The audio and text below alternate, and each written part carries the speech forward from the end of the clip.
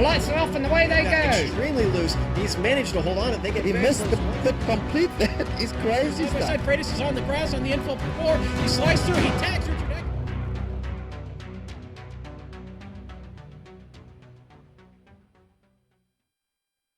The Pacific leg of the AMGSC continues today, but while there were some familiar names back up top in Suzuka, others saw a shift in power. And with many having recently returned from their holiday breaks, we're left wondering who will be rusty and who has been diligently practicing behind the scenes. We'll find out who's ready to handle the picturesque Phillip Island circuit as we get ready to watch round 6 of the Autobahn Motorcar Group's Sportscar Challenge. And you're watching it live on the Global Sim Racing channel. Hi, I'm Joe Peak, and a special hello to all of our viewers out on iRacing Live. With me in the booth covering the prototype and GTLM classes is Bill Soup Zahn, and keeping us up to date on the GT3 class is Michael Smith. Behind the scenes is our director Amjad Yaman, and he's using cameras provided by Dougie Beard. Smitty, Phillip Island was originally intended as a motorcycle track, but its four-wheel following seems to grow here on iRacing with each passing year. What is it that the drivers seem to love about this track? Well, as you say, Joe, the 2.7-mile, 12-turn Phillip Island Grand Prix circuit did have motorcycle racing as the original intent when it opened its current configuration in 1988, but today it also plays host to the four-wheel offering via the V8 Supercar series. The track is known for its flow, which for many makes for an entertaining circuit to drive on, but tonight, however, they're going to need to race on it. And with the multi-class format of Autobahn Sportscar series, finding places to navigate through traffic for the full 60 minutes is why this place carries with it a bit of a love-hate relationship depending on who you talk to. To get a little bit better idea of what these drivers can expect, let's jump on board the BMW GSRC ride for tonight's lap guide.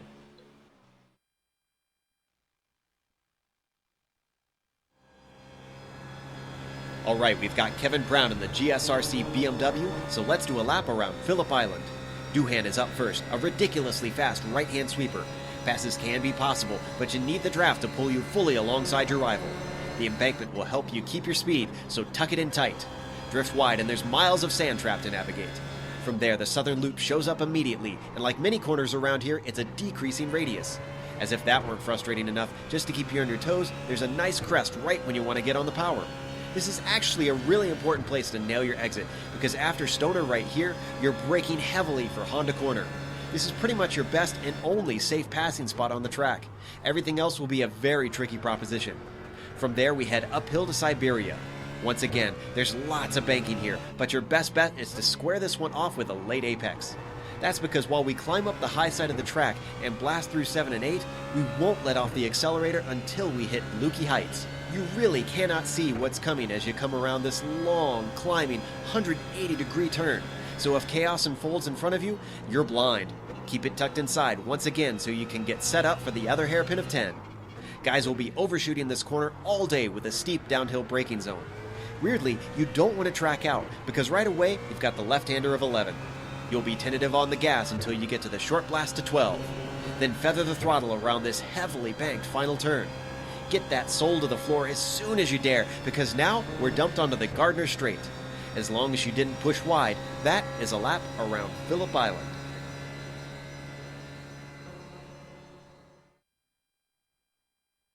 Fair bit of elevation change out there, and quite a bit of camber, different cambers on different corners, so going to keep drivers' hands full this whole race through. Also, apologies, I'm sure many of you have noticed that my voice might sound a little strange. I'm a little bit under the weather the past few days, still recovering, so hopefully I can get through this one just fine. But Bill, these drivers are gutting it through the championship as well. We're 5 rounds in, and what is it shaping up like? Yep, 5 rounds in and 4 days into 2016, so I think I got just one more of these left in me. So to you and everyone else, Happy New Year's to everybody. And with that said, the old guy, I still have countless AMGSC points rundowns left in me, so let's go ahead and look at those now without any further ado. And for new viewers, we're going to start with the team championship. Now, teams are made up of no more than 3 drivers, one from each of the 3 classes, and with all 3 drivers' race points being summed up towards that team championship point total. There's also an iRating cap that prevents teams from stocking up on platinum drivers and forces teams to smelt together an alloy that contains some gold or silver or bronze in there. So Leading the way in the team championship is Team WFO, led by GTLM class leader Troy Schuster. Now, Team Workforce Optimization has 25-point lead over its sister team, OFW, that has its own class leader, that being Paul Darling in the GT3s. Despite the fact that its top driver in any class is 5th place Tim McLeish in the prototypes, TMC Racing sits third, just ahead of the two Excelsior teams. Now, moving to the class championships, keep in mind that these totals take into account the 2 dropped weeks that the rules allow for. Starting with the prototypes, it's been all Robert Tinsley from Talon Motorsports. After a 5th place to start the season, Noel has 4 wins in a row and counting, being able to drop a 12th at Silverstone and an 11th at Bathurst. Has allowed the fast but often plagued John Big Cheese Ulmer of if I can't find my place here, Autobahn Motorsports West to remain within striking distance. Team leading WFO Matt Owens has an averaged 4th place finish for the whole season and sits in 3rd. Now, for the GTLM points race, Schuster leads by only 3 points over Excelsior White's Jason Girard. Schuster and Girard have 3 wins and 8 podiums between them. Coming off a win at Suzuka Privateer, Jason Fleischle sits in 3rd, 10 points out of the lead, but Jason's not here today. The class is talent-rich with defending champion Kevin Binkley, Dino Topic, defending caddy champion Billy Smith and Robert Jackman, and hotshot newcomer and heartthrob Tobias Sotow, all in the mix. Moving now into the GT3 division, Paul Oh My Darling has a 4-point lead on Jason DeVries, but Deep Freeze is stepping away from the AMGSC competition, leaving Excelsior Racing Black short-handed a bit, and opening the door for the main man Dexter Castro in 3rd, just 7 points behind Darling. After 5 races, the class has 4 different winners. Darling has 2, DeVries, Castro, and Kevin O'Keefe, each with 1. Now, Joe, take away Tinsley's dominance in the prototype, and this season has been nothing if not competitive. Yeah, I'd agree. We've seen some surprises. We've seen some unexpected wins. Like I said in the intro, there's been a few newer faces really starting to come to the fore. Dexter is definitely one of them, especially now that DeVries has elected to step away. This kind of opens the door for Dexter to take his rookie season and make it into a championship season. Although he thinks he's going to have to do a lot of hard work to make that happen. Now, speaking of hard work, you talked about the technicality and the fast corners around here, Smitty. I have to imagine it's also going to be a little bit hard to pass in some places.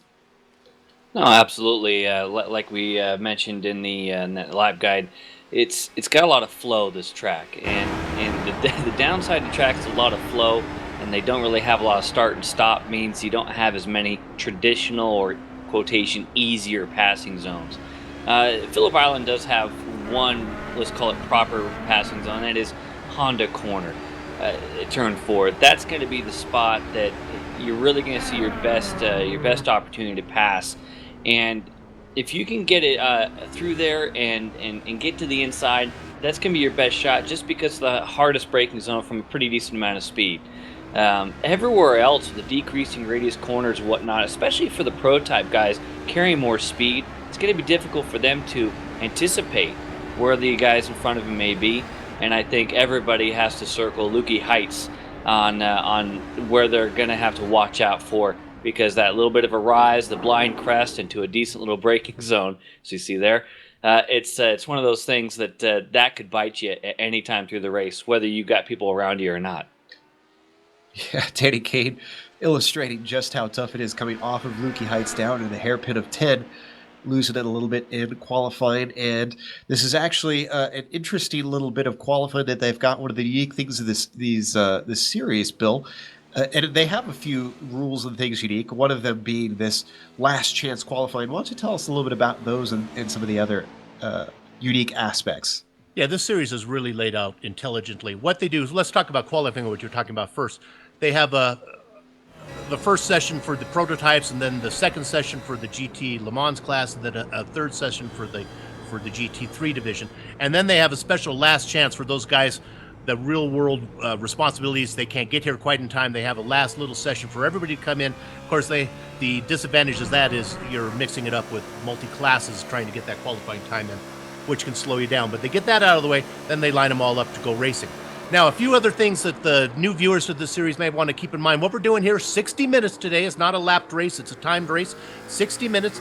The drivers, this is important. They have one fast repair. So if they get into trouble, if they're lucky enough to have that fast repair somewhere around their pit stop window, it doesn't hurt you that much. You can come in, get your pit stop done, get a clean car.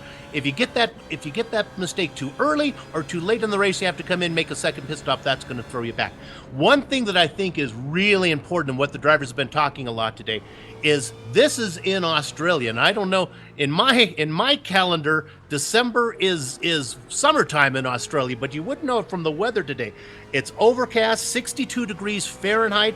Track temperature is a chilly 78 degrees. I mean, you could put your steak out there and it wouldn't defrost. So the traction today is it's really a sticky track. You would think most people would like that, but we heard some complaints from your prototype leader, Robert Tinsley, was saying, I think because he's so talented and the more difficult the situation, the more to his advantage. I think he's not as happy with this grip because I think it levels the playing field for the rest of his competitors. Undoubtedly, he seems to really thrive on really difficult situations for sure. But even before we've learned what the temperature was going to be, Robert said that this is not his favorite track. He didn't expect to be too competitive. Right now, I'm looking at the qualifying. He's got half a second over Matt Quinn, the second place driver. So he's not looking too bad, but from there on down, the next three guys, second, third, and fourth, are all within a second of each other, almost within a second of each other. It's very tight. Just to follow up on that, this series prides itself on practicing before the race, not so much to get your speed down. I mean, you learn the track, and obviously you're going to be better, but it's also one of the biggest issues in a three-class race is dealing with traffic. And because of the holidays, Christmas and New Year's, there hasn't been a lot of practice, and the guys are a little worried that people may have a little trouble negotiating around cars, haven't really figured out where you're going to do it. They know in their minds where they're going to. Knowing it and actually practicing it are two different things. So hopefully they'll be able to. Won't be too much of an issue today. This track is not really, at least Joe and Smitty, I don't think it's not really notorious for being a troublesome track. No, but there's not many very long straights, which tends to make multi-class, I think, a little bit easier because there's very linear zones where you can try and work your way past the slower class. Usually in the straight line's the best place. And other than the front stretch, it's very weaving and windy, as Smitty said. It's very flowy around here.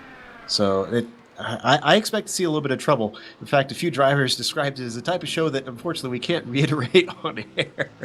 But we'll see. Last season, it was surprisingly well. It went surprisingly well between classes, though, Smitty. And speaking of last season and the weather that we mentioned earlier, at least we got a little bit more pretty weather this year. Yeah, for those viewers that were able to tune in for the last time we were here, a bit of fog made it even hard to see the cars on the broadcast. But yeah, so these guys are going to have a decent amount of grip, which is going to help out with all that passing and trying to work it out. The other thing that might help that out is we don't have quite as many drivers in this one. We've got it's like 34, 35 drivers going to be in this thing. And with the notable people missing, this is going to be an important one for people to score the points on, and it just might make it a little bit easier on those prototypes and everybody trying to work that traffic. But without those definitive zones, this one's going to be an interesting 60 minutes. I think the area that I'm really keeping my eye on is from Siberia up to Lukey Heights, from turn 6 to turn 9. It just winds back and forth and back and forth. And when you have cars switching sides like that in multi-class, you don't always know if they're going to take the normal line or if they're going to hold offline to try and let you through if you're the faster class. So that's my call for Bill. You always like to say where you'd like to buy your tickets. Yeah. That's where I think guys need to be taking their lawn chairs up on the top of that hill and looking over that winding uphill climb. So qualifying is now over. The clock is ticking down for people to complete their hot laps. So I You can see Christopher Sherburne is still out there working on his. And David, nope, that's it. Just one guy is out there trying to get that one last lap in. He is in GT3, currently second to last of the qualifiers, unless Brett Trocine elects to come on out. So I have to ask before we get all gridded up, who you guys eyeing today? Who's your pick, Bill? Well, I can never go with Tinsley. He thinks he's going to have trouble. So let's go with Matt Quinn, qualified second in the prototypes. I think he could be due for a win. Going down into the GT Le Mans class, Schuster looks good. I like Jason Girard. He's due for a win down there. So keep an eye on that. Like to see Billy Smith now qualified third. That's also good. Smitty, what do you think down there in GT3? In GT3s, you know what? I'm going to go Dexter Castro on this one, only because he made emphasis in how he was not able to get a good quali run. That just makes it more exciting for us and for the viewers, because starting about P6 or so, maybe P7 in his particular class, he's only got one way to go, and that's up. Look at all those BMWs too that are in there. Other than Paul Darling, then he's hunted by 5 BMWs right behind him. Yeah, and unlike places like Monza and some of these other high-speed places, yeah, you got the one roof of Darling out at the sharp end, nothing but BMWs, and then roofs again. So it's definitely all to play for in that class. Certainly a turnaround of fortune for the BMW drivers compared to recent tracks. Let's go through the grid now that qualifying is over. Robert Tinsley, as we said, has sat it on pole, and Matt Quinn will be on the outside of the front row. Kevin Santana, who's been having some great runs out here, has been making himself a major player in the series now. He is starting in third, followed by John Ulmer. Did not have as good a qualifying, I'm sure, as he would have hoped if he wants to try and challenge Tinsley from fourth. Danny Cade is going to be starting in fifth, and then Tim McLeish, Bill, will be starting in sixth position. Seventh position, Lucky Irish Chance Kelly. Mark Wilson in the eighth spot. Outside of him is David Tejeda. Now we start in the 10th spot, and this is the first in the GTLM class. It's Schuster. Outside of him is going to be Jason Girard, and then in the 12th spot is Billy Smith. Smitty? In 13th, you've got Brandon Postma, followed by Dino Tobic in 14th, Paul Slavonic in 15th, Robert Jackman in 16th, Tobias Sotow a little bit further back than we've seen him before, 17th, and then David Sockrider in 18th there, Joe. 19th is going to be Dave Hill, followed by our pole sitter for the GT3s. That's Paul Darling, coming fresh off of 2 wins. Let's see if he can make it a three-peat. Ross Booth will be outside of the front row for GT3s in 21st. Then it'll be Robbie Morrison in third in class, 22nd overall. 23rd is going to be Jim McInnes, getting that BMW back up to where we're used to seeing him. Let's see if maybe he can get himself a podium. Then it'll be Patrick Fleming starting in 24th, Bill. Behind them, Dexter Castro, last in a 5-car train of BMWs. Then we get to the roof of Leif Peterson. 27th position, Sean Reese in the GTLM class mixed down in there. Paul Lindsay in 28th spot. 29th and 30th go to Mark Schindel and David Henry. Smitty? And running out our field, you've got Matt Owens in 31st, Sheldon Rosenbaum in 32nd, Christopher Sherburne, there we saw him late in quali, 33rd, and Robert Sklenka, 34th, Brett Trocine, no time in quali. In fact, he has elected to stay in the pits. I'm not sure if he's actually starting today or not, but if we see him out of track later, that'll answer our question. So, as they work their way around the very tricky southern loop, a lot of runoff around there, but it's easy to get off into the beach. Almost literally, as there you can see the ocean right off the track. Beautiful, beautiful view. Even in the sim, looks great around here. And down into the one good passing zone, one straightforward passing zone, we should say, into Honda Corner. And even that, Bill, we've seen in other series, that can be a little bit awkward with the way it comes with Stoner Bend leading up to it. Yeah, what's funny is sometimes you don't get it done in Honda Corner, and then it takes you all the way around in through Siberia, which seems like a long way to go from Australia. You know, I like this track also. We talked about turn 10. It really doesn't have a name. I call it the dip, the pit. You kind of go down in, there's that hairpin. We see a lot of passing there, and in turn 1 as well. So this track never fails to put on a good show, I don't think. You know, I have to admit a little bit of a failure as a lead commentator. I meant to try and go talk to Richard Losberg because he knows the name of that corner. He calls it the MG corner. That's what I thought it was. I wasn't sure if that was it, the MG corner. So that's the actual name of it. But yeah, every map I look at it's just turn 10, but He says it's MG Quarter, so I'll follow Richard's word there. Stands for my gosh, this is hard. Well, I have to assume that would be wonderful, but I have to assume it's actually for The MG. MG cars, the Maybe. British sports cars. Very popular in my family, actually. My parents owned them, multiple ones growing up, so I'm a fan of them as well. Speaking of which, they worked their way around that. Now coming around turn 11, Hayscar is going to peel off into the difficult pit entry. We'll talk about that a little bit later. That's going to take some practice. And Tinsley is going to take control. Already, he jumps away from Quinn. Doesn't wait for the green flag. He is off and accelerating. And the field is away as the prototypes cross the line to start 60 minutes here for round 5. Quinn looked a little bit around the outside into turn 1, but gets back in line. And Tinsley actually going a little bit defensive down into the southern loop. Let's jump back to the GTL. Oh, and we've actually got a car off. That was Wilson, I think? No? Who was that? Danny Kane, maybe? No, Danny Kane went off in the grass, but he brought it back. I'm not sure It was who Santana. But meanwhile, we've jumped over to the GTLM guys. Those Billy guys are all Smith single file. Billy Smith made a move for second, tried to make a move on Gerard, couldn't get it done on the outside of 1, had to get in line when they run around the southern loop. So it's Schuster, Gerard, Smith, and then Postman. Oh, Then we've Tripartite. Oh, we got Contact Topic with is spinning. Topic. And who was that? Oh, and another Postma. Slavonic involved. Slavonic, and also it is Topic involved as well. 3 cars. Looks like that was a chain reaction there. You can see getting into Postma was Topic. And then trying to recover, Topic didn't know that Slavonic was on the outside and they got into each other.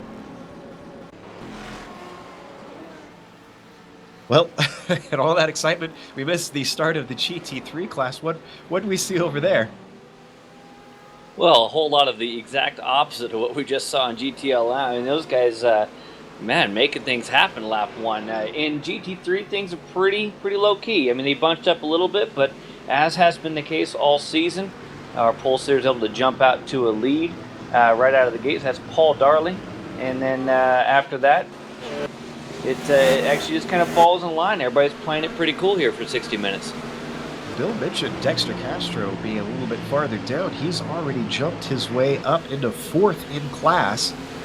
So he's making short work of these guys after his frustration with qualifying. He's trying to close up on Ross Booth, who's currently hunting down Robbie Morrison. Yeah, and a shout out for Ross Booth. That's a great start for him. Great qualifying for him to be up front and challenging early. He actually was looking pretty good, if you remember, at Suzuka for actually having a little bit of help off the course at one point. See if he can avoid that today. But before he worries about that, looks like he's got to worry about Dexter Castro. Got a good run coming out of the southern loop. Tries to look to the inside, down into Honda corner. Cleanly outbrakes him. And usually we talk about drivers needing to be patient for the long races, but Dexter Castro is throwing that out the window, knowing that he's really got to push to get up to Darling. Well, he needs to at least push to get in front of Morrison. If he can get nobody between him and the leader, he can at least start managing the race at that point. You can't have it dictated to him if he's going to have a shot at this thing. Darling's too good for that. You know, for the terrible end to, or was it the beginning of this season actually, that Dexter Castro, yes, I think it was the beginning, where he flew off the track. Oh, no, excuse me, it was the end of last season at Spa in this series. Just couldn't even complete the first lap. He has absolutely turned this around. And not just this season, but this race in particular already, I'm extremely impressed with how he's dealt with this situation. Buckled down, and he hasn't been able to get past Morrison yet, but already up into 3rd, and we're only on lap 3. And guys, I think I just had a GT3 go straight left on the straightaway. I think it might have been McInnes. Oh, that is bad news if that's the case. We're going to get a replay. Oh, and into the wall. Just sneaks by some other traffic. Yeah, and I didn't see the beginning of it. Hopefully we can see something here. Here we go. Does he just get a little wide? Yes, he does. Oh. And you are coming off of that turn at a high rate of knots. Whew. Bad news for Jim McInnes. Don't let Mama Jean see that, Bill. Yeah, Mama Jean's a little disappointed with Jimmy this season. She can't get it going. Sorry about that, Mama Jean. Jones We got back up. got a good battle here with Schuster and Gerard and battle for second. Gerard's really giving Schuster a look here. Not going to maybe see what he does as he comes around into Honda. He really has the speed, and the Aston Martin seems to be a little faster than that Corvette. We always talk about the Aston Martins liking the twisty bits, and there's plenty of them around here. So I wonder if we're going to see the Aston Martins start to thrive at this track. He's certainly giving Schuster something to think about. Yeah, Schuster got off to a big lead on one, and then he's ran him down. Now, what Gerard is good at is being very patient. But not far behind is Billy Smith running in third position. Then it's a long way back to the heartthrob Tobias Sotow. Doesn't seem to quite have the speed that he usually has this time, running fourth and having Check a hard out time. the battle behind him, though. Dave Hill, David Sockrider, and Robert Jackman all nose to tail. That's for 14th, 15th, and 16th overall, 5th, 6th, and 7th in class. Nice little dicing action going on between these guys. Sockrider loses a little bit of ground up the hill to Dave Hill. In fact, he's being closed on by Jackman behind him. Goes a little bit defensive down into turn 10. And this battling has caused Brandon Postma, who remember had that problem on lap 1, to be able to close up. Whoa, big moment from... And Jackman now, side by side, making a move on Sockrider. Yeah, Sockrider made a mistake coming out of 11. That's opened the door for Jackman, but they're going to be side by side up into Doohan. This is really difficult to go too wide through. Yeah, they got to get that figured out before they get into the southern loop. And Jackman gets it done. Excellent, excellent move. And a lot of tip of the hat to Brandon Postman there, who was looking to get into trouble, and he backed out. He had a great run on both of those guys, but nowhere to go. Nice job, Brandon. I'm sure he's had his fair share of trouble already this race, so he's not looking to do any more with that. But battle for P2 we're hearing. And in fact, they're side by side. This is Quinn and Ulmer. Ulmer on the outside coming up to Doohan. Is he going to try and hold onto it? They've got traffic up ahead. This is going to get very tight. Ulmer backs out of it. Who has Paul's Lindsay in that roof that was really in a hot position there. And Tinsley is in this too. He gets held up coming around the southern loop. So now Quinn is all over the back of him. Is he going to take a look down into Honda corner? Whoa! Late defensive move from Robert Tinsley, and thankfully Quinn could get the binders on to keep out from back of him. Ooh, that was... I don't know about that one. Yeah, it's traffic that's Patrick Fleming. They're going around in that Hot Wheels machine there.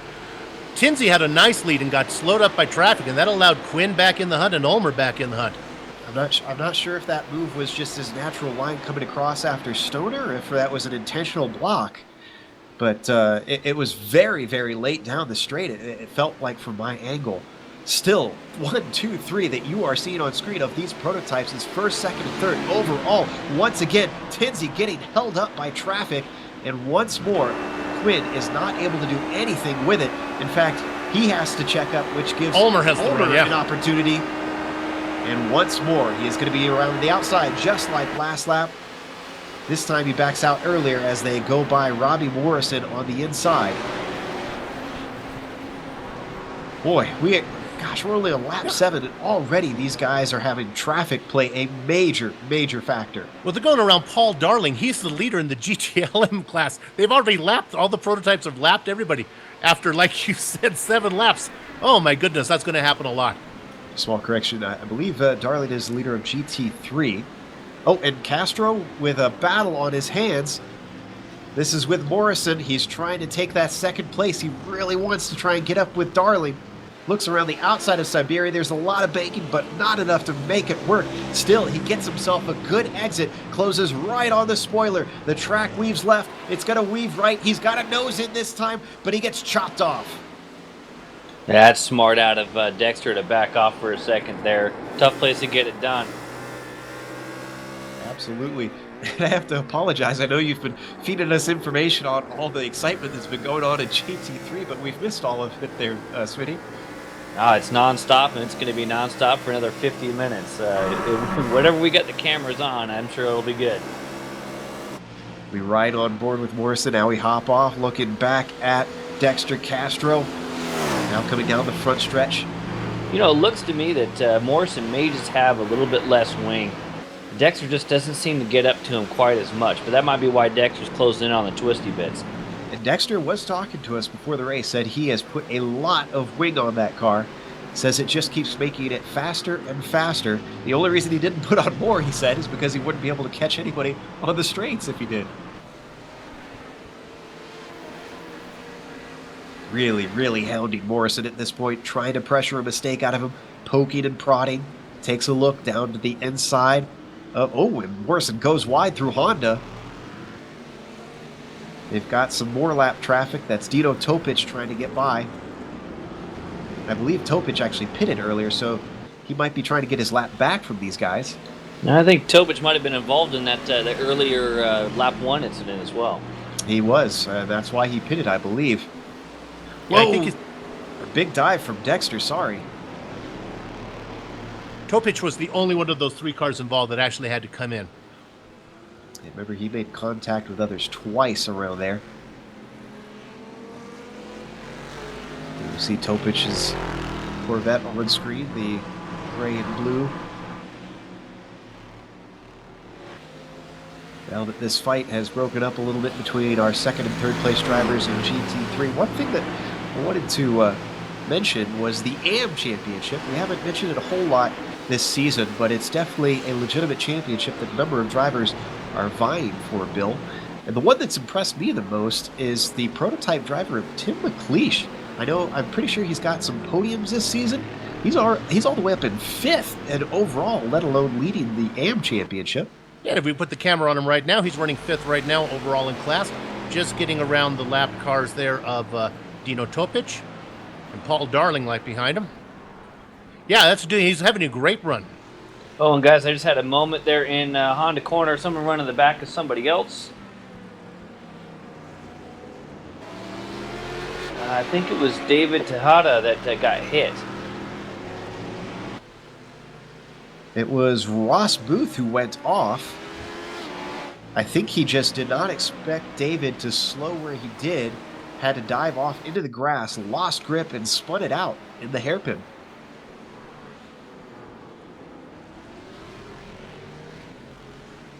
We're going to watch it from on board. We're thinking there might have been contact. I don't think there was anywhere where they touched, though, from what I'm looking at some other angles of it. You can see that HPD weaving through. Oh, Gerard got loose. I'm sorry, Gerard got loose and is going to lose a position to Billy Smith, I think. Gerard, who's been almost flawless for most of this season. Oh, he got it back. Oh, he comes up. Where were you going, Jason? Or Robert. Or Jason, sorry. That was Robert Sklenka. Yeah. He almost got into the back of. I don't think he actually touched him, but that has given the lead to Billy Smith. Yeah, that's second place. Third place, excuse me.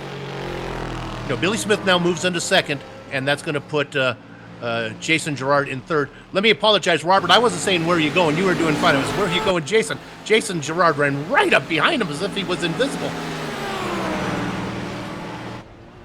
Going back up to Quinn and Ulmer. Is that what I'm hearing? Well, and sounds like, unfortunately, Ulmer has spun. We're going to look at the replay. Going down into the hairpin. Oh, rear end just wants to come around. That compression probably makes it extremely difficult to get the braking right down into that corner.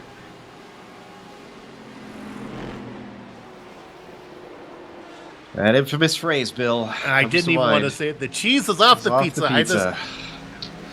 I've been using it so much now, John. You can't. Come on. It's starting to get old. Ulmer now drops down a little bit. Tinsley, looking at the prototypes, Tinsley is faster than Quinn. What happens is he just runs up onto traffic, and that's what slows him down. Now, finally, Tinsley is going to be coming up on the back of Gerard and Billy Smith, as now he's finally going to start lapping the field as I misspoke earlier when I said he was going around Darling. Of course, Darling is in the GT. Danny Kane. Oh, whoa! We need to go to a replay of Danny Kane.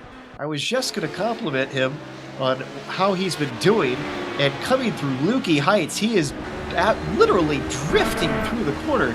They're going to ride on board. Watch as he gets all kinds of sideways. I don't know how he held on to this car. Didn't know you could do that in the prototypes. Yeah, really. TMC Racing, of course, were telling me they've been lacking a little bit of practice because of the holidays. Oh, and there he goes, illustrating the point. Mowing the lawn a little bit, trying to come back on, not hit that GT3 car.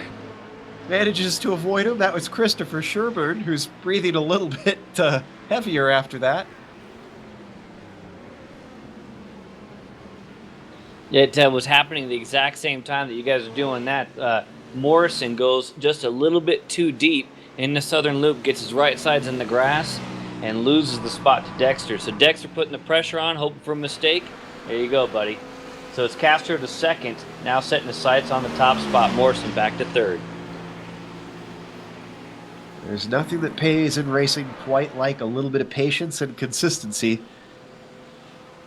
And we're going to go look at a replay, it sounds like, of this pass. Dexter Castro absolutely on fire tonight. Yeah, and you can see just Morrison a little bit hot, just barely gets the right sides on the grass, and that was all it took. He's lucky he actually only lost one spot. Yeah, absolutely. It's so easy to do that with that decreasing radius on that quarter.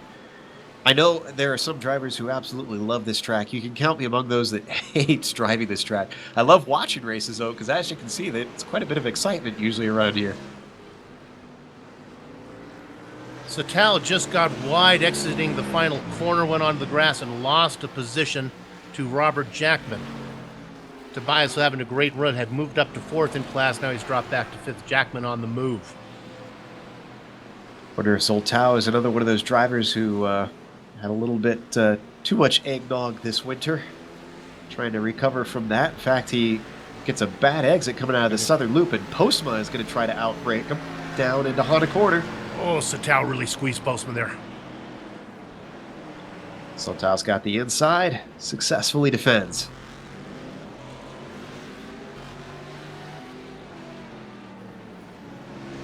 Postman had a good run on the outside. Would have been on the outside going into Honda. Not sure he could have got it done. Satal didn't give him any room. That's a battle for fifth and sixth in class, I think. Now they've got Tim McLeish very patiently waiting behind them. Sees the battle going on, elects not to try and work his way past until he can get a really clear run. And you can see the three of them, McLeish and the prototype behind the blue car of Postma. McLeish running in fifth right now has John Ulmer ahead of him. McLeish knows he can be patient because he'll probably be able to pass Ulmer while Ulmer's in the grass somewhere. There goes McLeish. Hearing something's going on with Kelly, potentially. Looks like he had a spin, and this was in a very strange place, actually in the final corner, if it looks right. Just looked like he was a little late getting to the apex, and then it got loose, and he couldn't gather it back up. I'm not sure if he made contact. Looks like, yeah, he had a nice little funk into the tires.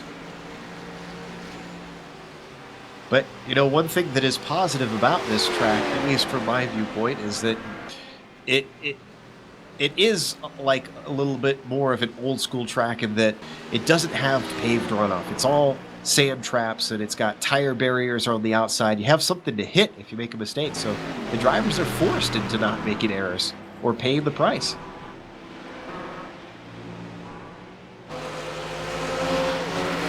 We like our drivers to work hard in GSRC. At least, though, while there aren't any paved runners, at least the walls aren't horribly close here for the most part. Yeah, with how high speed some of the quarters are, I don't think the track would be able to survive into the modern era that way. And the other benefit, too, is these guys don't have to worry about actually getting stuck in the sand traps as well. Nice thing about the virtual world.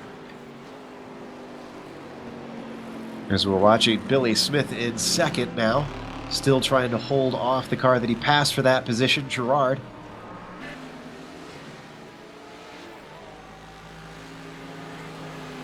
Been a little rougher time for Billy Smith in the Le Mans class than it was with the caddies.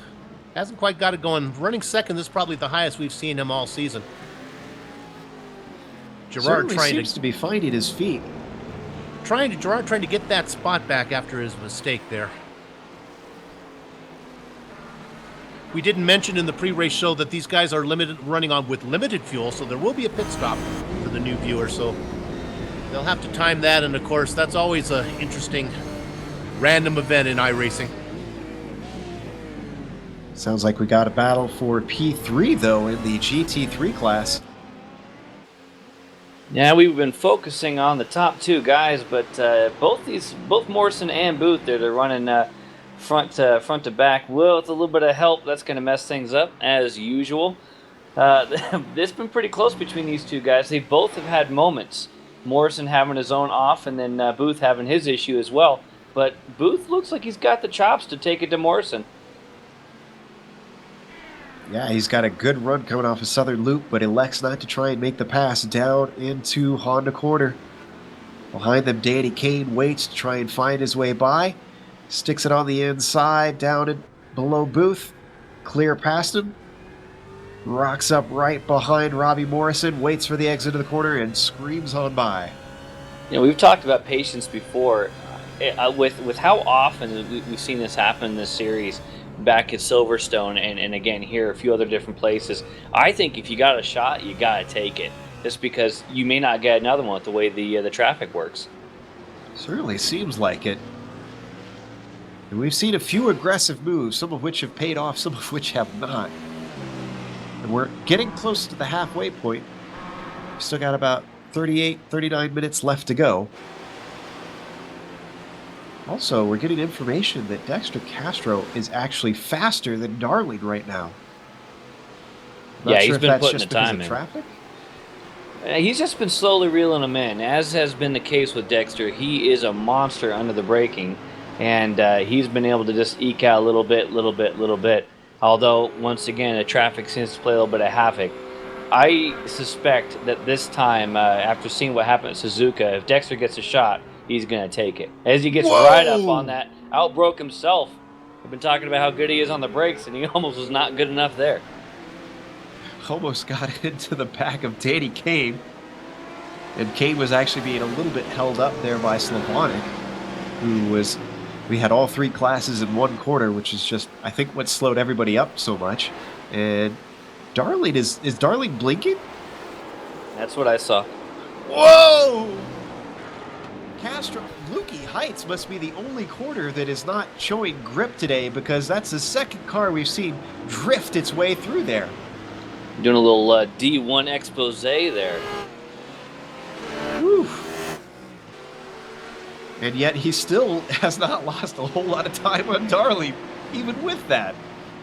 You know, we've seen that a couple of times, right? With the guys going off course, and it actually doesn't hurt him too bad. I mean, it may hurt you hitting the grass, but it doesn't seem to be too bad today. So between Darling and Castro, about half a second at the moment. And actually, I just had a pass. That is Booth. There was a mistake from Darling, as you were saying that, on the entry into the southern loop, and now Castro is right on the back of him. This is for the lead in the GT3 class. Castro started way back in sixth position. Darling defends down into Honda corner, but there's those brakes that you talked about from Castro.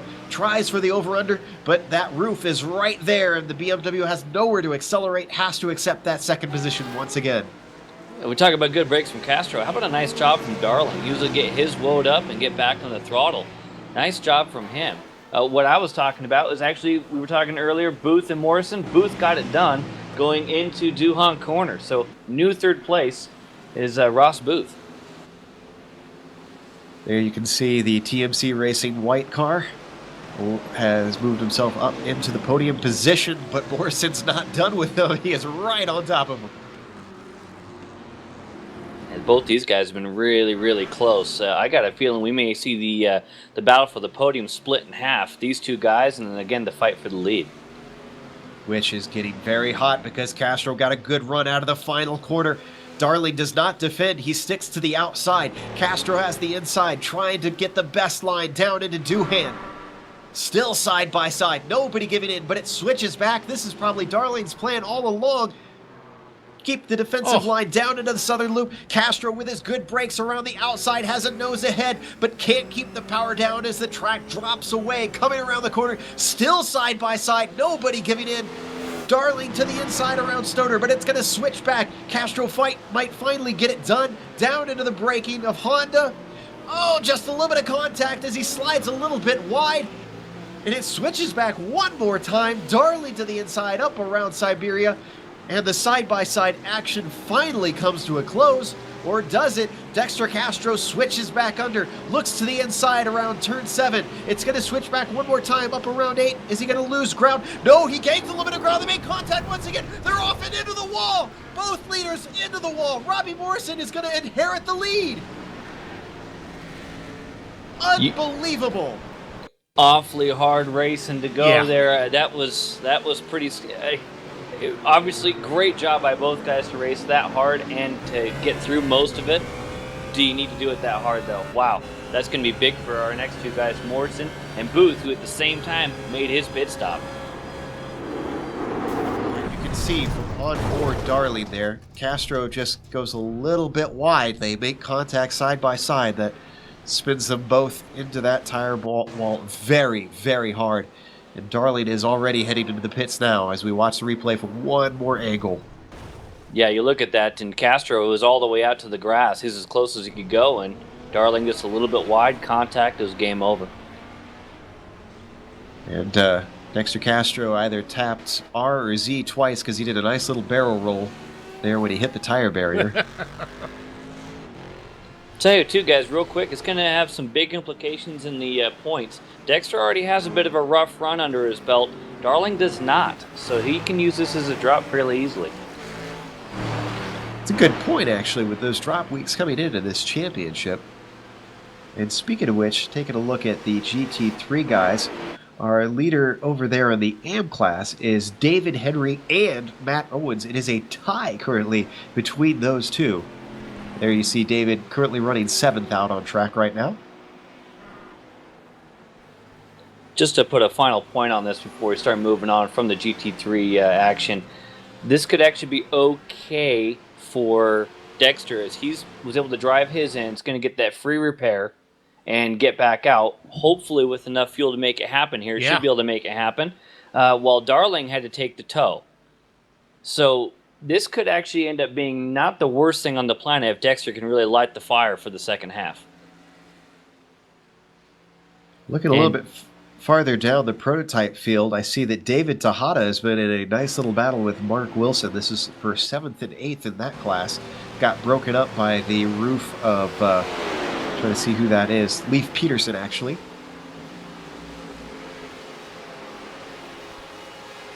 I want to update you on the trials and perils of Jason Gerard.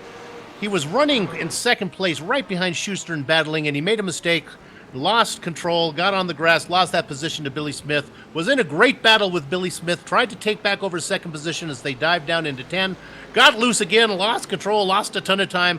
Now he's not in the battle anymore, still holding on to third position, but has dropped a long way back to Smith now. It's about 6 seconds for third, so Gerard is fast. He just can't seem to make a pass successfully this race, and I think Dexter Castro can attest to how difficult it is to pass here sometimes. Really? And speaking of drivers trying to make up time, as we watch Billy Smith in second there, I'm looking at John Ulmer has caught Danny Kane. Remember, Ulmer had a spin a little bit earlier on, and he wants to try and fight Robert Tinsley up there at the lead, try and retain his crown as the prototype champion. We're hearing that Darling is disconnected. That's a disappointment, actually. I guess the repairs were enough that he just didn't have enough time, and it wouldn't make sense to try and get back out on track. Yeah, possibly. You might have seen Dexter head off in the sunset there, and might have said, "Forget it, I'll take the throw." Well, we ride on the board with Ulmer. Coming back onto the front stretch, still trying to chase down Katie. Hasn't been able to gain ground as quick as I thought he would. Ulmer currently in 4th.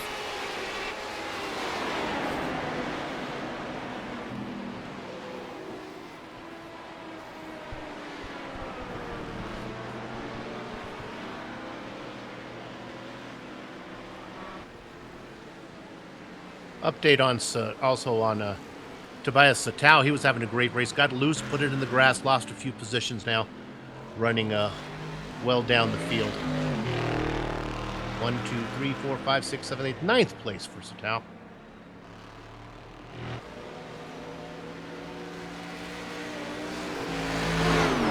Now looking for a good battle a little bit farther down the way in the GT3 class. Patrick Fleming and Leif Peterson having a nice little scrap.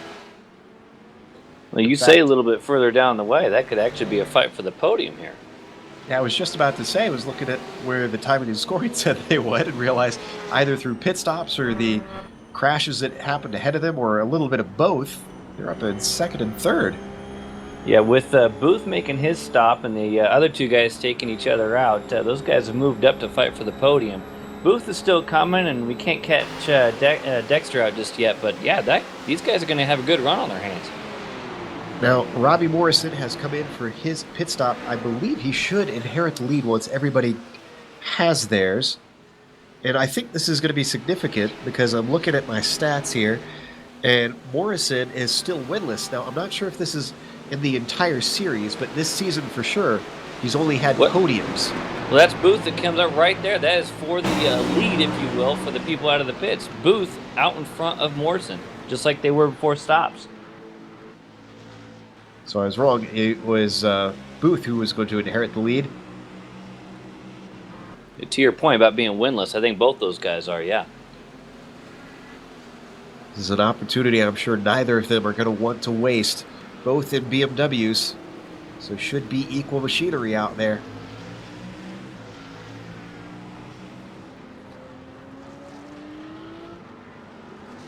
I got a good battle back here with Danny Kane. I'm not sure the pit situation with these guys. I think they both still need to come in. Kane's in a nice battle with Ulmer. Ulmer's made up the time. Here comes Danny Kane right now. Well, that answers the question. They both need to pit as they're both coming in. This is going to be very important, and you can see both of them trying to maximize that pit entry. I talked about that a little bit earlier, Bill. That could be a very tough pit entry. Now, what's interesting about iRacing, I don't know if it's ever been officially said, but there's a randomness to the pit stop here, and I think it becomes more random the farther you go down the class of cars. I think the MX-5 probably is the worst.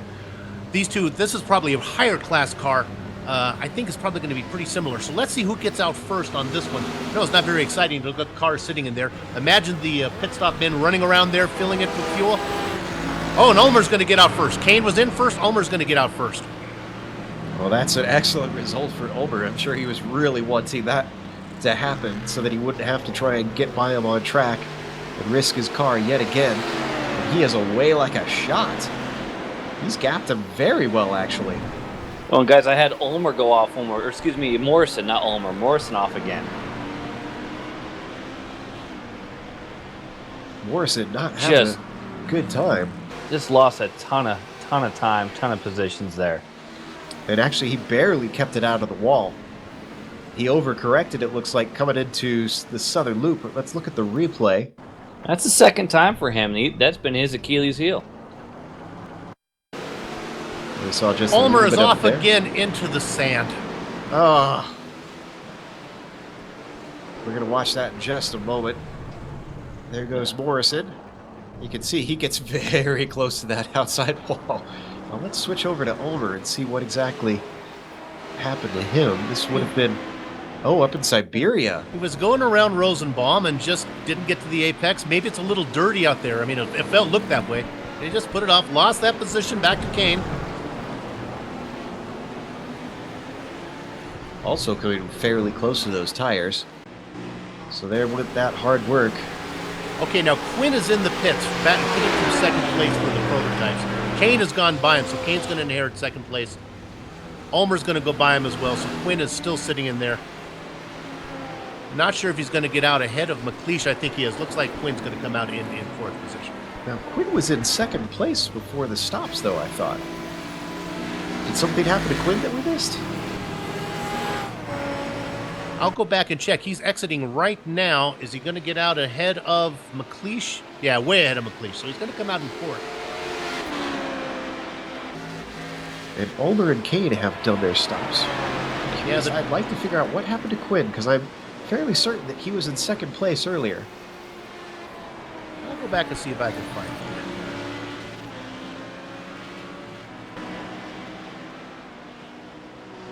So as we look at our overall leader, Robert Tinsley, becoming a familiar sight in this series. He's won 4 on the trot. See if he can make it 5 in a row. He is certainly looking like the championship favorite now.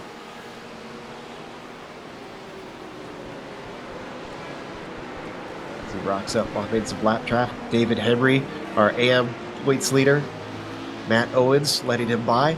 In fact, wasn't it Owens and Henry that were in the AM champ? Yes, it is. So that's actually a direct championship battle right there on track.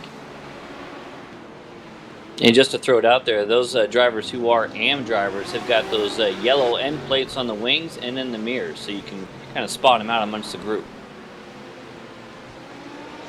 So David Henry currently in 9th. Matt Owens is in 10th.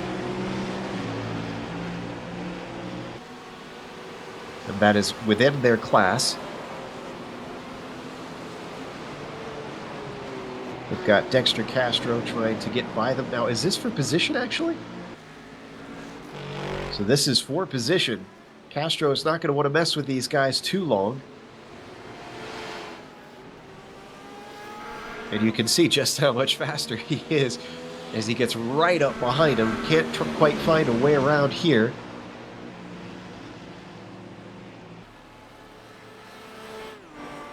Let's see if Owens is just going to let him by, or is he going to try and defend the spot? I think Owens lifted a little there. And our G3 leader is pitting, which should hand the lead back over to Ross Booth, now that all of our top guys in GT3 have pitted. Yeah, the curious part will be where he comes out. Robbie Morrison's able to keep ahead of steam, but I'm not sure if it'll be enough to be able to clip off Luke Peterson as well. Peterson's still stationed now. He's going.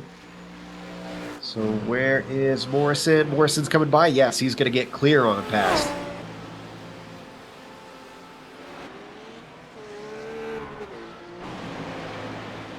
Let's see. Do we have pretty much everybody done with pit stops? I believe we should by now with only 23 minutes left. We haven't done a rundown of the order of each class yet this race. Whoa! Did Peterson make contact with the wall? He had him off there.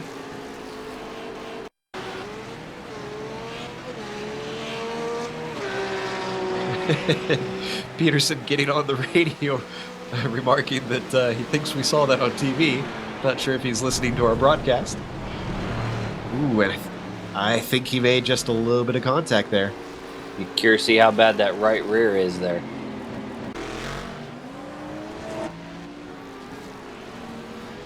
Oh, that's not the way that he wanted it to go. There you can see the damage. Exactly where he said. Right rear of the car. And with some of the sustained long left-hand corners, that is not what he wants. Excuse me, left-hand side of the car, rather, I should say. Not the right-hand side.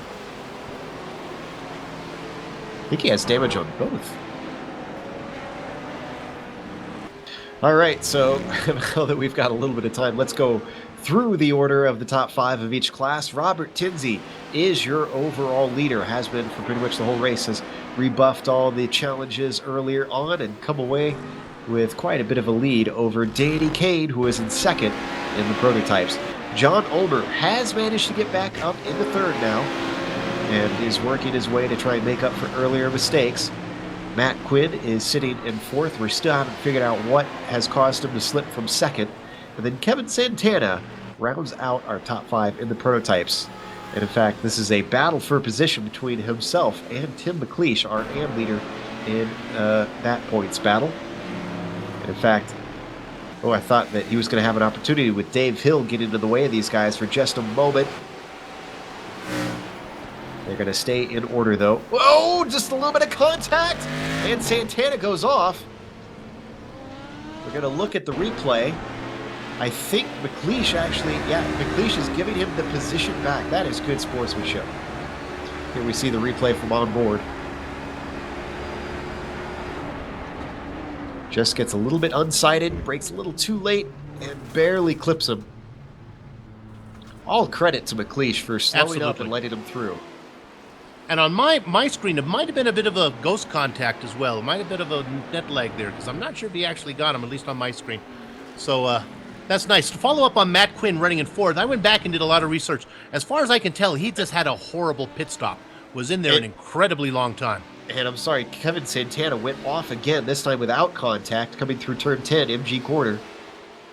And still retains the position over McLeish. All right, now, Tim, it's okay to go get him now.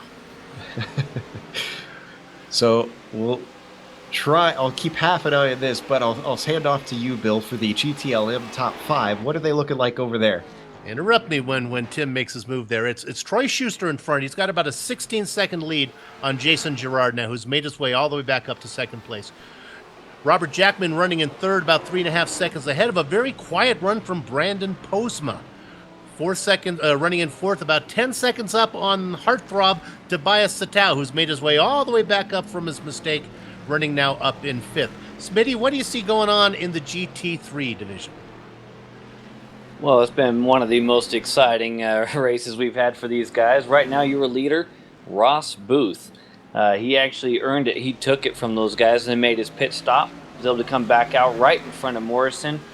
So he earned that one straight up, never mind the strategy. Morrison is now P2 after recovering from a couple of issues, but holding station right now.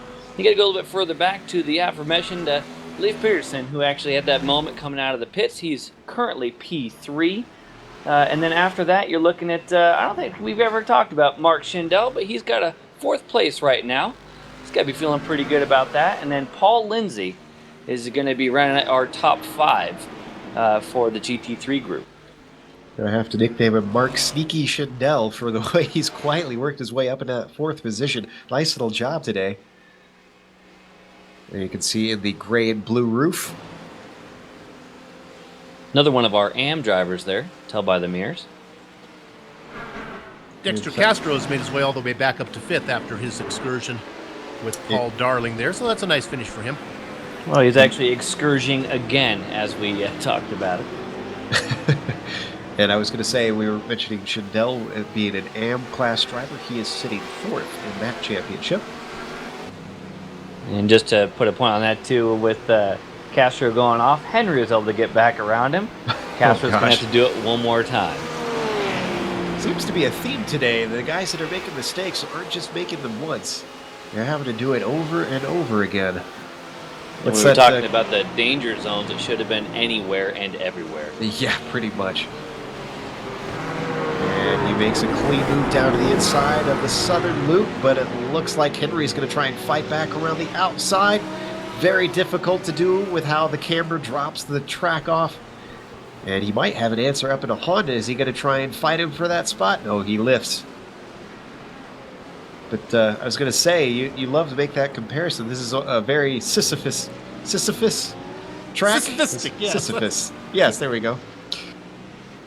Got to push that boulder all the way up and start it all over again. Oh, we have contact behind them. Henry gets run into by Girard. We're going to watch from on board Girard here. Now, I'm not sure about this one. It looks like he stuck his nose in, but it also looked like Henry slowed a little bit on the outside, so he didn't expect that. That's threading the needle, if you ask me. I'm not sure if Henry just lost it a little bit, was trying to correct it with a slide or something. Either way, it definitely didn't help either of those drivers. That's too bad. It's a tow for Henry as you see him in the pits there. That's going to be a 6th place down the drain. Which should hand the position, the lead in the AM Championship over to Owens, if I'm not mistaken. Still sitting 7th at the moment in that GT3 class.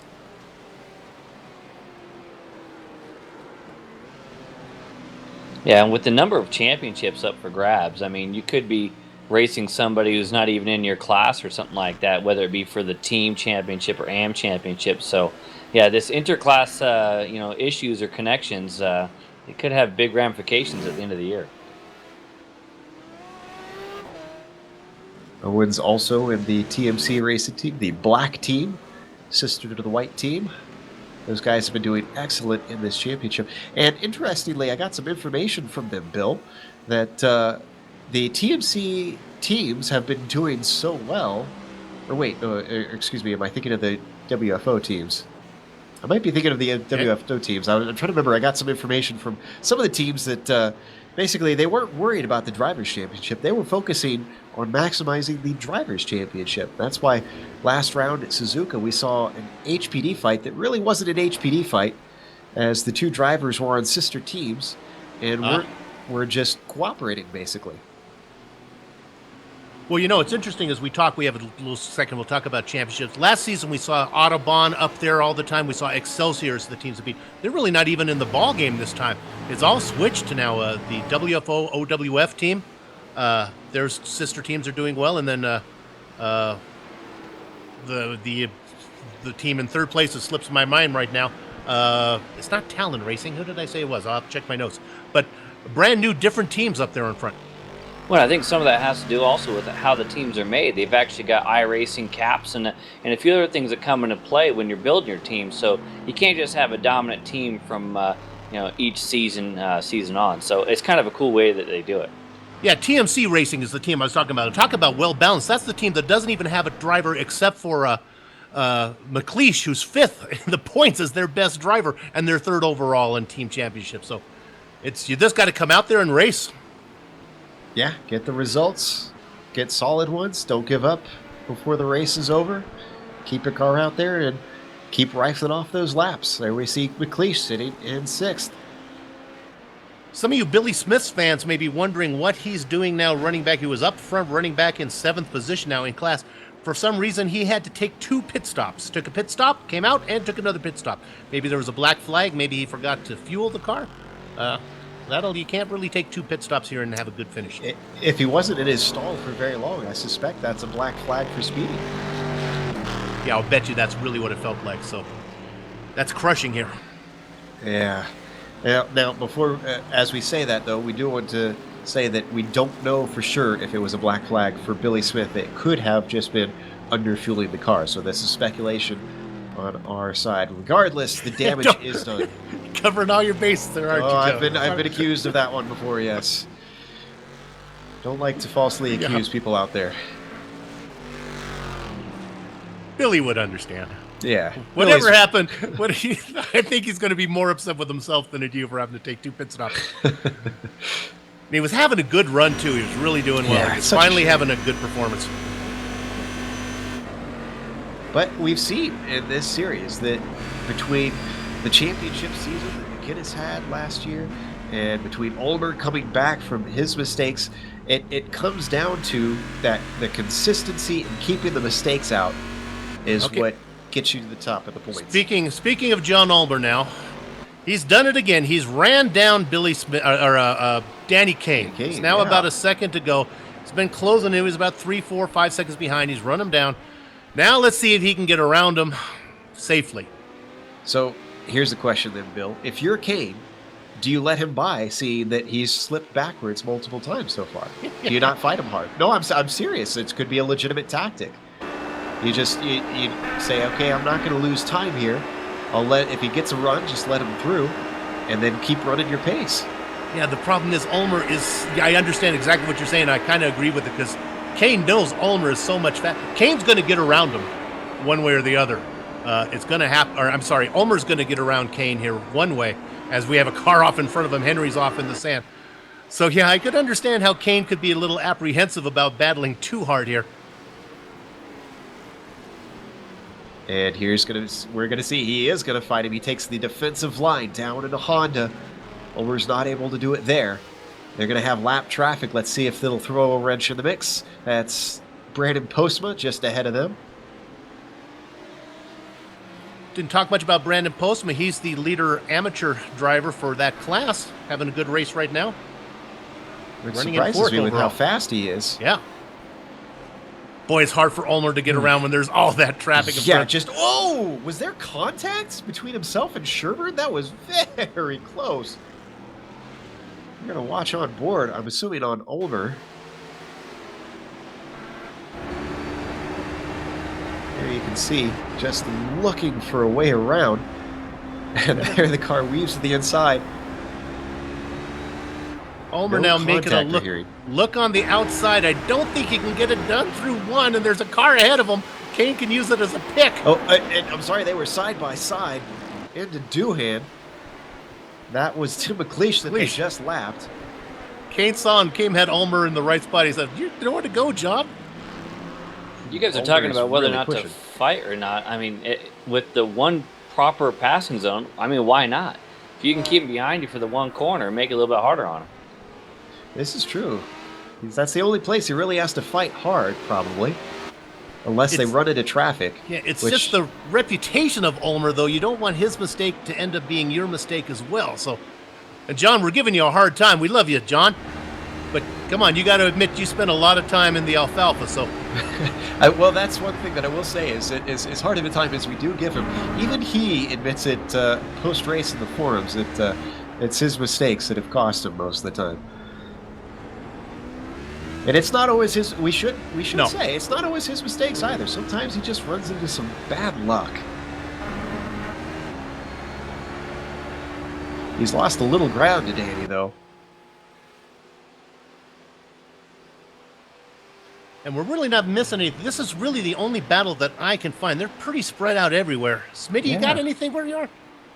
No, I don't really have anything. The only thing I'm keeping an eye on right now is the sneaky Schindel, the Mark Schindel. He's actually ever so slightly trying to reel in Leif Peterson for a podium finish. But right now, it's going to be Peterson's to lose here with about just shy of 9 minutes to go. We do have a battle for 7th, which we Yeah. saw on screen. That is heated up once again. Wilson trying to chase down Kelly. This is in the prototype class. They're working their way past the traffic of Robert Jackman. Stays off to the right side. Excuse me, let's alert the media. John Ulmer was off in the grass. Oh, so there went that hard work one more time. He's now 5.5 seconds behind Kane, but we've seen he can reel that in. He's still got about 8 minutes to do it.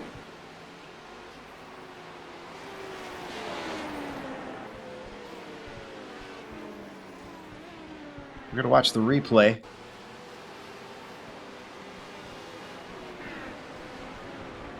This is going down into Honda corner. He just overcooked the exit. Oh, I think he got a little bit up on the curb and it upset the car. I'll tell you what, it's a pretty ingenious way to find yourself some TV time. Maybe that's what he's doing this whole time. So as that was going on, Wilson got split up a little bit from Kelly in traffic. Still within about a half a second of him.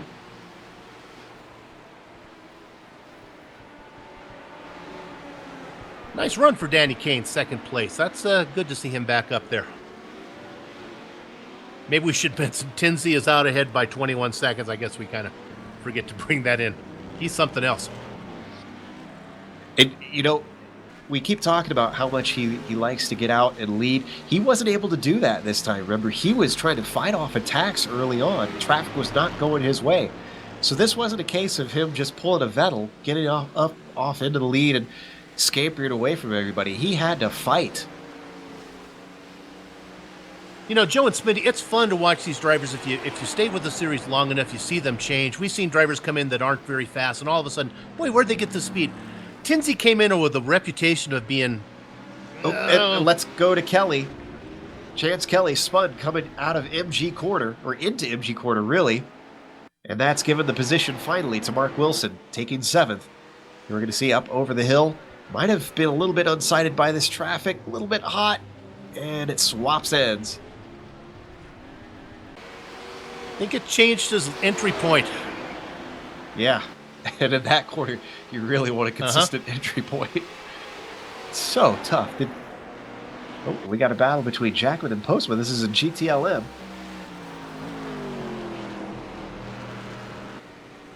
Good job from Postman. He's run down Jackman there. In fact, if I'm looking correctly, this is a fight for the last podium position.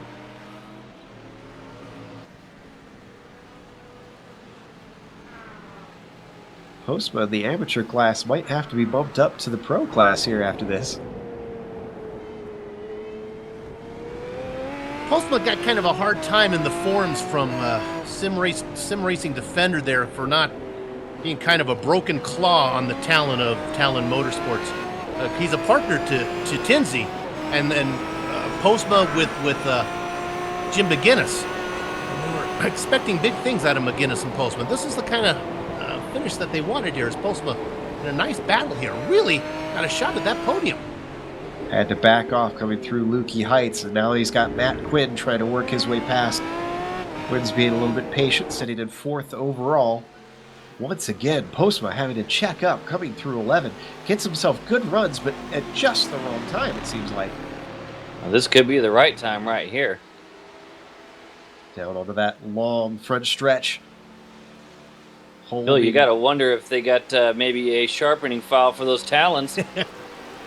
For real. Wasn't able to get a good enough run to try and get past him before Doohan. They've got Paul Lindsay that they're working their way by. He pulls over, lets both cars through, sees the battle, knows what's going on. I think this track really suits the Aston Martins. Those guys have really done well. Schuster up there, or I'm sorry, Gerard in second, and then Postma having a great run. Oh, he missed the apex there. Jackman really Jackman wide. in the TMC car, way off. I haven't actually driven this track much. Would you say that maybe you'd be better off waiting to try to get him on the last lap? I don't think the draft has enough of effect that he can try and slingshot him. Maybe in a slower car. In a MX-5, I'd say definitely yes, but I think there's too much horsepower on these. I don't think they can get the job done before the... Oh, again, Robert Jackman really wide getting in the... Something might have happened to Danny Kane.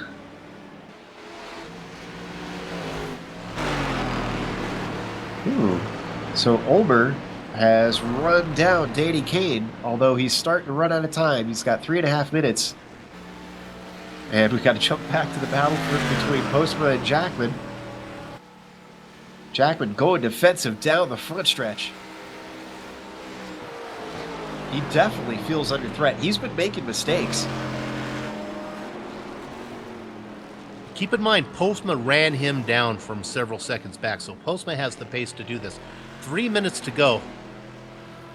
At what point does Postma decide that it's time to stop being patient and get on the attack here?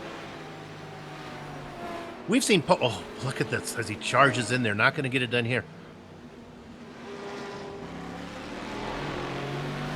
We also understand that Ulmer made a mistake and is back up to 6 seconds behind Danny Kane.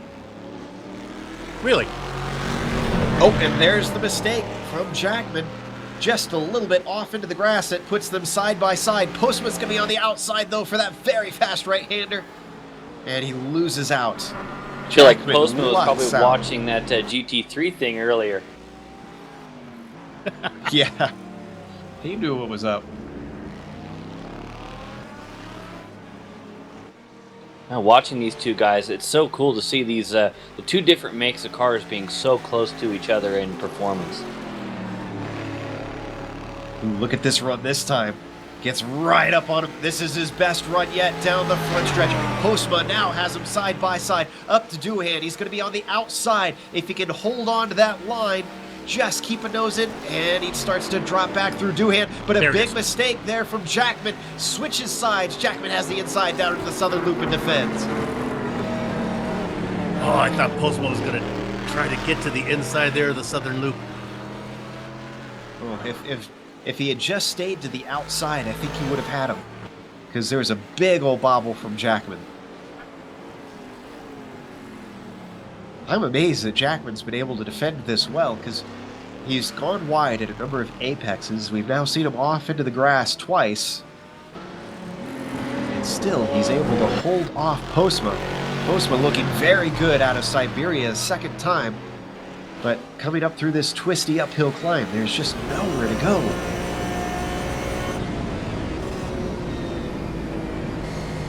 Running out of time, less than a minute on the clock. We might be on the last lap here.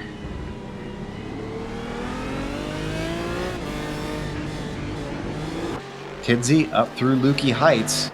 It's going to be very close. I think he's going to get the white flag this time by, though. Right.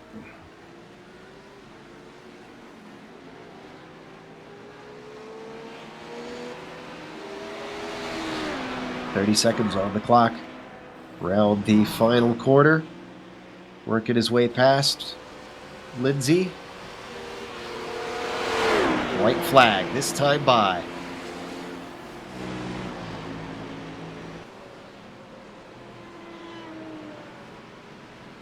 So that means Postma, they're going to get only one more try at it. Here, look at here. Oh, there's the move. He's got a great try at it. And this time he is clear past. It almost looked like Jackman gave it up as he lifted through Stoner there. Oh, Going and back. Jackman is out of fuel, I think. Yeah, that's what I was thinking. There was no slowdown penalty. I think he's out of fuel. Oh, that's got to be gutting. And Ulmer is in the pits for something. Let's look at the replay. Yeah, Ulmer probably ran out of fuel. Jackman has pulled it over onto the grass. Ulmer ran out of fuel. He went too far forward in his pits, he says. He can't back up. Can't. Oh. All right, 2 more quarters to go for Robert Tinsley. He's won 4 races before this one, all of them in a row. He's going to make it 5 as he comes around the final quarter. Robert Tinsley wins round 6, excuse me, of the Autobahn Motorcar Group Sports Car Challenge. Now, where's our leader in the other classes? Schuster's just going through Siberia. And I believe Booth is right in that same group as well. So it's going to be Schuster first, up through Lukey Heights. He's got about a 16-second lead over Gerard.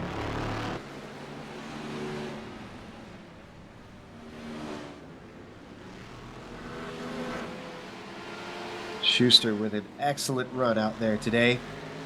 Going to have a photo finish here with his sister teammate Dino Topic. Coming across the line, Troy Schuster with the win in the GTLM class here at Phillip Island.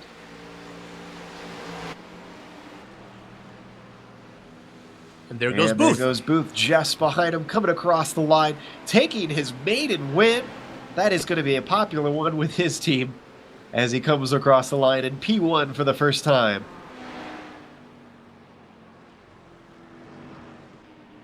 So, it's been, as we expected, a lot of excitement from traffic around this track, a lot of mistakes from drivers in this difficult technical course. We're going to get their thoughts on how that went after the break with the reviews as they car sideways on the track. With interviews, we're going to have the unofficial results. Also on the screen, we're going to have the upcoming races here on the Global Sim Racing channel, so stick around.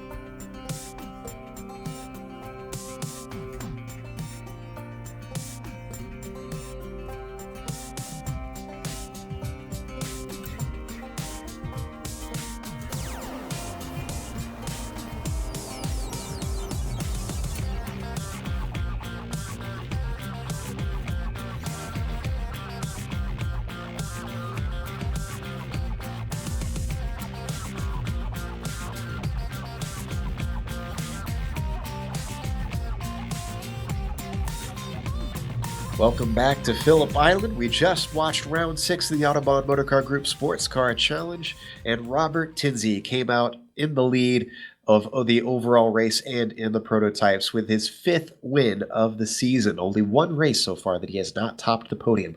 Danny Kane with a nice 2nd place, worked his way up there, stayed out of trouble. We didn't get to talk about him a whole lot except for the start, but he certainly earned this one. Matt Quinn also got himself a podium, up to 3rd, though he started 2nd. Might have been hoping for a little bit more than that. John Ulmer, multiple mistakes, moved him down into 4th. Tim McLeish with a nice top 5 for the AM Championship leader, currently 5th overall in the points, doing very nice. And Kevin Santana finishing in 6th. Then it's Mark Wilson coming home in 7th, followed by Chance Kelly. Had a good battle between those two late in the race. Kelly was in 8th. And then David Tejada rounds out our prototypes who finished the race, finishing in 9th. Then we've got Troy Schuster, our winner in the GT Le Mans class, rounding out the top 10, Bill. In 11th and 12th, you have a pair of Aston Martins there with Jason Gerard and Brandon Postma. Great run from them. They finished 11th, 12th overall, 2nd and 3rd in class. Tobias Sotal in the Corvette got up to 13th overall, 4th in class. Dave Hill back in the Aston Martin was 5th in class. Billy Smith, we found out, did not take fuel on his first pit stop. That's why he had to come in to get some petrol, so he had to do that twice. 15th overall, 1, 2, 3, 4, 5, 6th in class. Dino Topic, 7th in class. Paul Slovanik, 17th overall, 8 in class in the Aston Martin. Robert Jackman, 18th overall, 9th in class. And then your winner in a BMW, Ross Booth in GT3, and then rounding out the final car in the GT Le Mans is Sean Reese. Smitty? Coming up around in 21st, let's wait for it to pop in to get Robbie Morrison in another BMW, 2nd in class. Rounding out the GT3 podium, it's going to be Leif Peterson. It's in the highest of the roofs today. 23rd, Mark Schindel, another roof. 24th, Paul Lindsay. Rounding out that strong bunch of roofs there. And then we've got Dexter Castro in 25th, having a very eventful race. 26th, Patrick Fleming. Matt Owens in 27th. Jim McInnes, 28th. Sheldon Rosenbaum, 29th. And then a GTLM driver, David Stockrider, in 30th.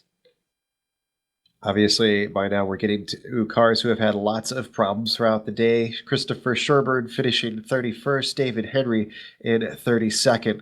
Then it's Robert Sklenka in 33rd, Brett Trocine in 34th, and Paul Darling, sadly, our championship leader in the GT3s, finishes dead last today in 35th. That is going to hurt for him.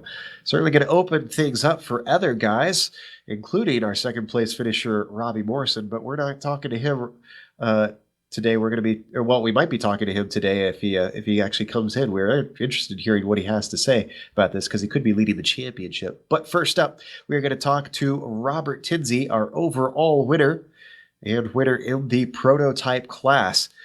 Robert, today was a little bit different in that you didn't really scamper away at the start and dominated from start to finish. You had to fight for it at the early laps. Was it traffic just kind of keeping you from getting away from guys, or what had them right on your tail in the opening laps there? Oh yeah, it definitely felt like traffic was in the way. I think I counted 3 laps total without any traffic, and that was the first 3 laps. That sounds about right. There was a lot of it out there that we saw, and it kept a lot of battles very interesting. You said this is not your strongest track and the lead up to the race, not your favorite, that you didn't even like the weather. And you still came away with, let's see, how many seconds were you at the finish line ahead of everybody else? It was about 22 seconds ahead. You still managed to have a comfortable lead. Is there any track that you really think you might be challenged by anybody else here? Oh yeah, I think that last track, this track I should say, Phillip Island, is one of my worst. I think I got lucky and found a good setup at the last moment. That felt like it had a good balance. It's these fast corners, like in turn 2.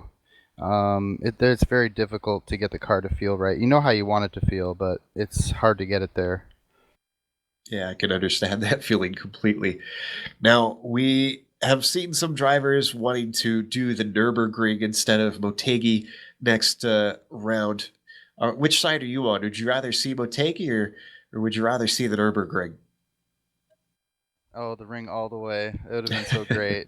I'm not a huge fan of like the medium downforce tracks. I mean they're fun, to zip around on them, but I don't know. I've been itching to do an actual race at Nürburgring, and all I've done is just like hosted sessions and whatnot. So I think it'd be great, but that's okay. Motegi is not too bad. I like it at night. It's a little bit more fun, better environment, atmosphere. Definitely cool to see night races, especially in this mixed class series, all the different headlights going on. Well, congratulations again on the win. This is the 5th one out of 6 races this season. If ever there was a likely championship run, I'd say this one is it. Nice job. Hey, thanks a lot, guys. Appreciate the hard work. That was Robert Tinsley, our winner in the prototype class.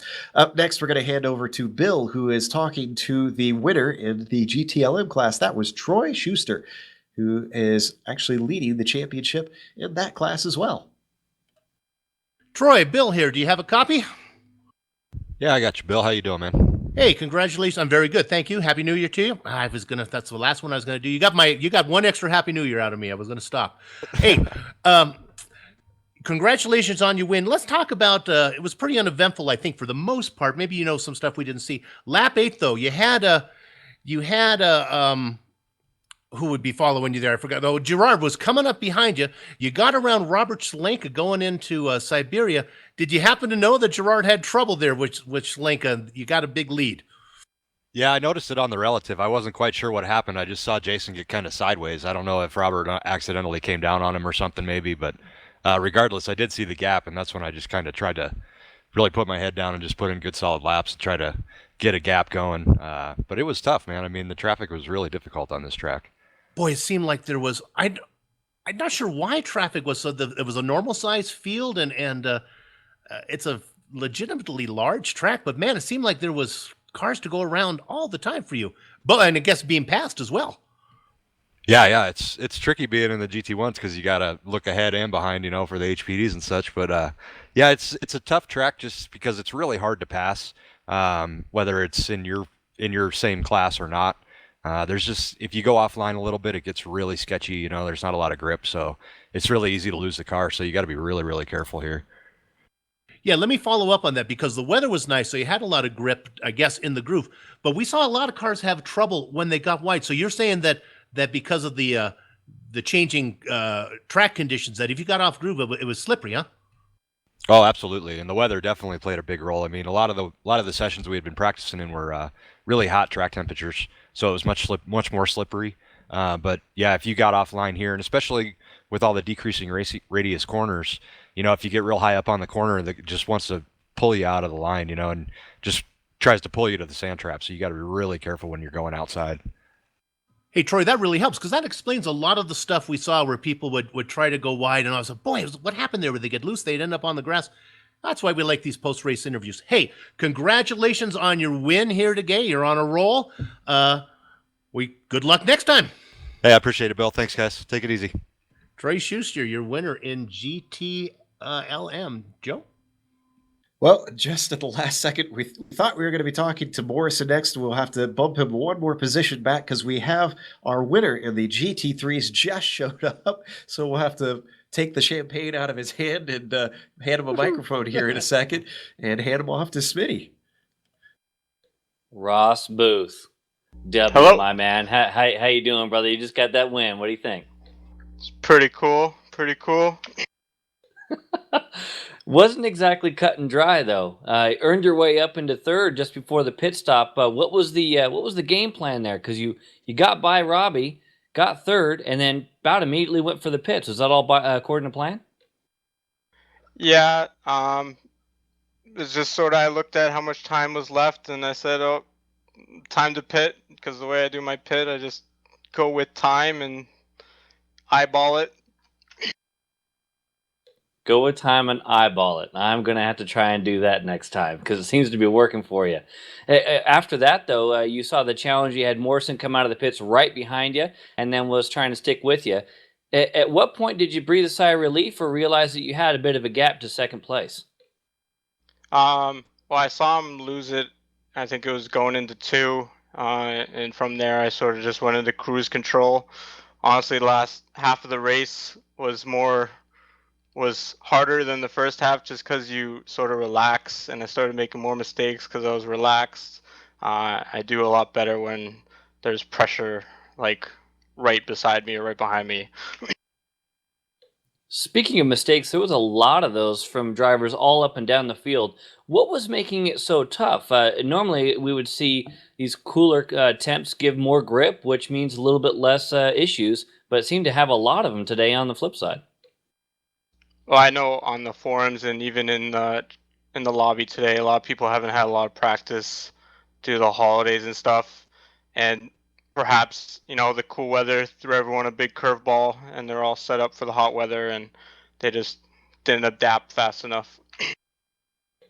Well, my man, you got that first spot. It's got to feel pretty good. What's the goal for the rest of the season? We're going to see you on top step one more time at least? Well, yeah, now I got this team speak figured out. I hope to be back here maybe next week. Attaboy, right on. Congratulations. Thanks, guys. Now that he can do interviews, now he has inspiration to do better. That was Ross Booth, our winner in the GT3 class. We're going to talk to P2 real quick because that's an interesting one, not just for what happened out on track, but because of what the championship is now looking like. We've got Robbie Morrison with us. Robbie, Paul Darling was off into the barriers. Dexter Castro was off into the barriers. Jason DeVries has said so long to the championship. It's looking pretty nice for you after this race, even though you were a P2 instead of P1. Yeah, it was a nail biter. When I seen Dexter and Paul get into it, I kind of had a sigh of relief, and then I seen Ross come up behind me, and I kind of gave him the spot. I didn't want to fight that early on. I didn't want to have an early mistake and lose first and second for the both of us. And I made two bad mistakes that race going into turn two, and that was pretty much the deciding factor. It was just down to mistakes. It seemed like that was the case for a lot of drivers in every single class out there today. In the previous interview, Smitty mentioned it with a lot of drivers just making what seemed like simple mistakes out on track. But I'm sure you can attest as I can that this track really seems to pull those out of you. Is turn two your weakest point, or are there other parts of the track that you consider more challenging?